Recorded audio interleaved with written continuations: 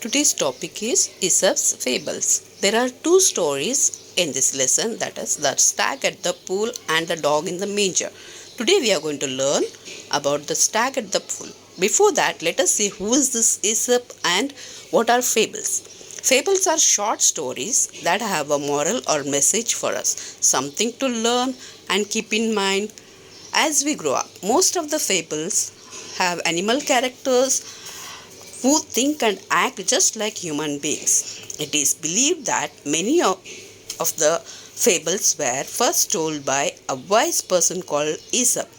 Aesop lived hundreds of years ago in a country called Greece. His stories became so popular that people passed them on from generation to generation.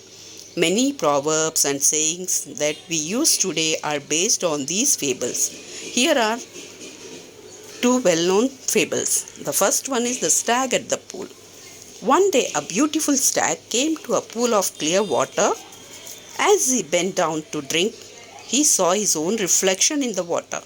He was delighted with what he saw. Instead of drinking water, he kept looking at his own reflection. "How handsome I look," he said to himself. "How beautiful are these curving antlers. How they add to my beauty.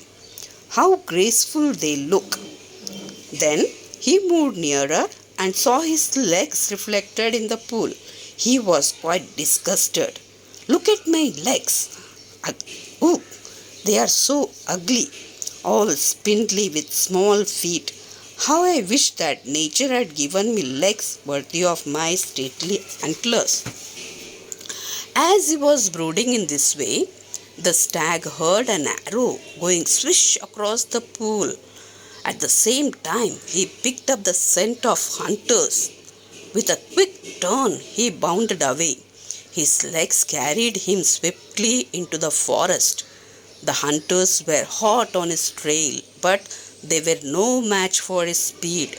Soon the stag left the hunters far behind. Safe and out of hunters' reach, the stag slowed down. Suddenly, without realizing it, he walked into a thicket.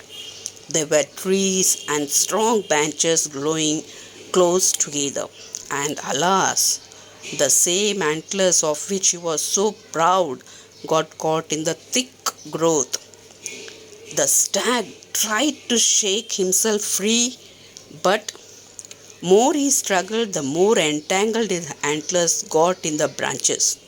Once again the stag could hear the hunters drawing close and grew afraid.